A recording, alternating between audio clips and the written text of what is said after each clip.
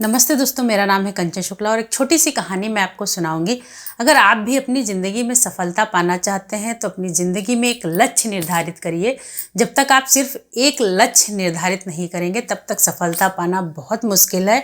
और सफलता पाने के लिए आपको अपने पीछे जाने के सारे रास्ते ख़त्म करने होंगे। तो इसी पर मैं आपको एक कहानी सुनाऊंगी। कहानी दो राज्यों की है। एक छोटा सा राज्य था, उसमें रहने वालों की संख्या कम थी और समुद्र के किनारे बसा हुआ था। और वहीं से काफ़ी दूर पर एक और राज्य था जो बड़ा था, काफ़ी लोग वहाँ रहते थे। तो जो बड़ा राज्य था वो छोटे राज्य पर मतलब आपस में जो जो प्रजा थी वो तो अच्छे से रहती थी, लेकिन जो वहाँ के आपस में सैनिक और राजा जो है लड़ाई किया करते थे। तो वो जो बड़ा राज्य था वो छोटे राज्य को अपनी शामिल करना चाहता था, अपने साम्राज्य को बढ़ाना चाहता था। तो ऐसे ही अक्सर लड़ाइयाँ होती रहती थी। धीरे धीरे बड़ा युद्ध हो गया और छोटे राज्य पर बड़े राज्य ने हमला किया। तो यहाँ के काफ़ी सैनिक मारे गए, काफ़ी लोग मारे गए।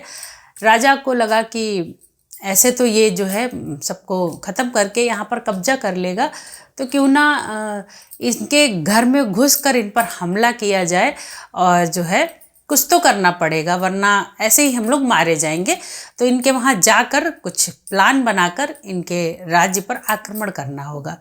तो वो अपने सैनिकों को बुलाते हैं और उनसे कहते हैं कि पूरा अपना प्लान बताते हैं कि हम लोग चलकर इनके राज्य पर एकदम से आक्रमण कर देते हैं। तो भाई वो पूरी तैयारी के साथ जहाज़ पर अपना सारा सामान, अपने सैनिक बिठाते हैं, छोटे राज्य के जो राजा होते हैं, और जहाज़ के द्वारा दूसरे रास्ते से जहाज़ से वो उनकी तरफ पहुंच जाते हैं। बड़े राज्य के सीमा पर जैसे ही पहुंचते हैं तो राजा सारे सैनिक उतरते हैं और अपना सामान उतारते हैं। और राजा अपने सैनिकों से कहते हैं कि इस जहाज़ को आग लगा दो। सैनिकों को समझ में नहीं आता है कि राजा ऐसा क्यों कह रहे हैं, लेकिन राजा का आदेश था तो भाई वो आग लगा देते हैं और कुछ ही देर में वो पूरा जहाज़ जल जाता है। अब राजा सैनिकों से कहते हैं कि देखो, अब या तो लड़ना है और या तो मरना है। हमारे पास सिर्फ दो ही रास्ते हैं और वापस जाने के सारे रास्ते ख़त्म हो चुके हैं। जहाज़ जल गया है, अब हम वापस नहीं जा सकते, इसलिए या तो लड़ लो, लड़के जीत जाओ, और या तो जो है शहीद हो जाओ। अब सैनिकों के पास सच में कोई रास्ता नहीं था वापस जाने का।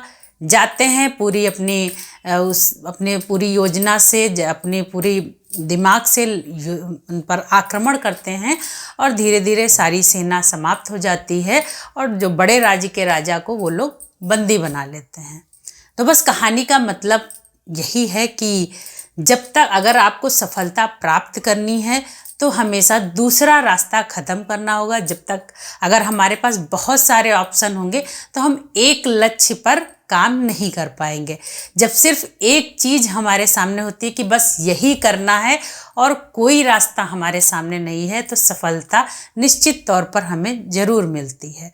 तो बस ऐसे ही कहानियाँ सुनते रहिए, हंसते रहिए, मुस्कुराते रहिए। और कहानियाँ पसंद आती हैं तो लाइक करिए, शेयर करिए, कमेंट ज़रूर करिए। धन्यवाद।